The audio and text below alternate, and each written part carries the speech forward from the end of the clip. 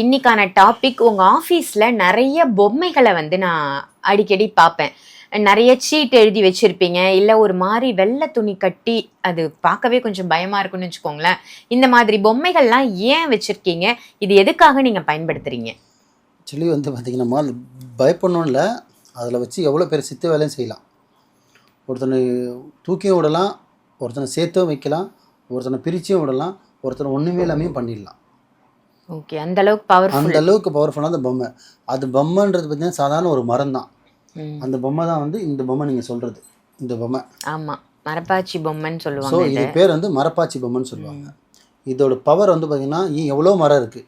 ம். வேப்ப மரம் இருக்குது, அரச மரம், இந்த மரம், அந்த மரம் எல்லாம் இருக்குது. ஆனால் இந்த மரப்பாச்சி பொம்மை தான், இந்த மரப்பாச்சின்றதே வந்து பார்த்திங்கன்னா சிறந்த ஒரு மரம். இது வந்து பார்த்திங்கன்னா 10 செய்யும் சொல்லுவாங்க பார்த்தீங்களா, பணம் 10 செய்யும். அந்த மாதிரி இந்த பொம்மை வந்து 10 செய்யும். 10 இல்லை 100 செய்யும். ஓகே. ஆமாம். இது வந்து பார்த்திங்கன்னா வேலை செய்யறதுக்கு முன்னாடி இப்படி இருக்கும். வேலைப்பாடு செய்யறதுக்கு முன்னாடி. செஞ்சதுக்கப்புறம் இந்த பொம்மை எப்படி இருக்கும்னு பார்த்தீங்கன்னா இப்படி இருக்கும். இதுக்கு பேர் என்னன்னா பாடக்கட்டு. ம். என்ன கட்டு? பாடக்கட்டுன்னு சொல்லுவாங்க. இது சொல்றதுக்கே அலறும். இது பாருங்க, தொடறதுக்கே பயமா இருக்கும். இது பார்க்கும்போதே ஒரு பயமா தான் இருக்கு. ஆமா, இதுக்கு பேர் வந்து பாடக்கட்டு. இது என்னன்னா, இதை வச்சுக்கிட்டு ஏகப்பட்ட வேலை செய்யலாம். ஒரு லவர்ஸை சேர்க்கணுமா? ஏன்னா மரப்பாச்சி பொம்மை விற்கும் போதும் ஆண் பெண் தான் விற்பாங்க. வேலைப்பாடுன்னு ஜோடியாக தான் வைப்பாங்க. அது பிரிக்க மாட்டாங்க. இது வந்து ஆதி காலத்துலேருந்து பயன்படுத்தின மாந்திரிகரி உதை வந்து தான் இந்த மரப்பாச்சி பொம்மை. ஆனால் நிறைய பேர் வந்து பசங்க விளையாடுறதுக்குன்னுவாங்க.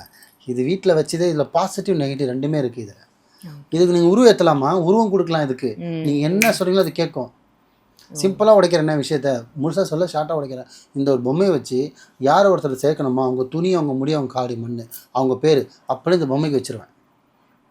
அவங்க முடி கட்டிடலாம், அவங்களோட துணி கட்டிடலாம், அவங்க மண்ணை அதில் போட்டுடலாம், அவங்க துணி சுற்றிடலாம், மேலே பாடுகாடு கட்டுன்னா முடிச்சு போச்சு.